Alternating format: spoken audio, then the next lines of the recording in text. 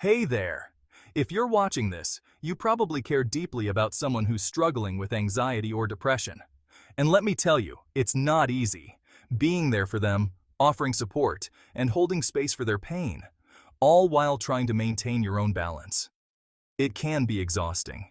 But guess what? You're not alone. Studies show that nearly 50% of individuals in relationships are supporting a partner through mental health challenges at some point. So, if you're feeling drained, it's completely normal. Understand their struggle, but don't try to fix them. Let's start here. You might be thinking, if I could just fix this, everything would be okay. That's a natural response. But here's the thing. You can't fix them. Depression and anxiety are complex, and no one gets fixed overnight. Dr. Guy Winch, a leading psychologist, explains that one of the most loving things you can do is stop trying to solve their problems and just listen. Here's a stat that really stuck with me.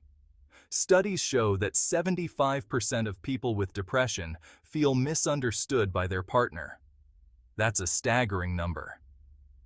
Instead of fixing, focus on understanding. Listen without judgment, and don't try to minimize their feelings with phrases like, "It's going to be okay," or "Just snap out of it." Trust me, your presence and understanding are much more powerful than quick fix solutions. Set boundaries for them and yourself. This is critical. Supporting someone with anxiety or depression can sometimes feel like walking through a minefield. If you're not careful, it's easy to overextend yourself. Dr. Nedra Glover-Tawwab, a boundary expert, says something really eye-opening. Boundaries aren't walls, they're guidelines to show where you can be met. Think of it this way. Your boundaries don't just protect you, they also give your partner a clear idea of how far you can go before burnout. Did you know that research from the American Psychological Association shows that couples who establish clear boundaries have a 20% lower risk of relationship burnout? Boundaries aren't selfish. They're essential to maintaining the balance of giving and receiving. It may feel counterintuitive, but here's a fact. You cannot pour from an empty cup. A study by Dr. Robert Leahy, a prominent cognitive therapist, showed that caregivers who neglect their own mental health are at risk of developing secondary anxiety or depression. It's vital to take care of yourself if you want to effectively support your partner. So, make self-care a priority. Whether it's therapy, journaling, exercise, or even just time alone, you need it. It's okay to step away. It's okay to breathe. You're not abandoning them by taking care of you. In fact, you're making sure you're strong enough to be there in the long haul. Here's the hard part. You can't force someone to seek help if they're not ready, but you can encourage it.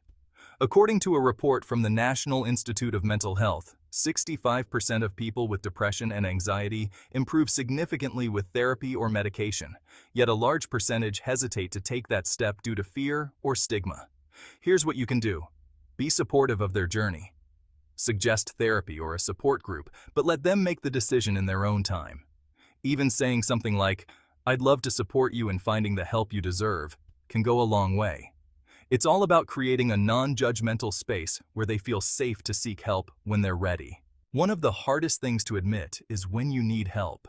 Loving someone with anxiety or depression can be emotionally taxing, and that's okay.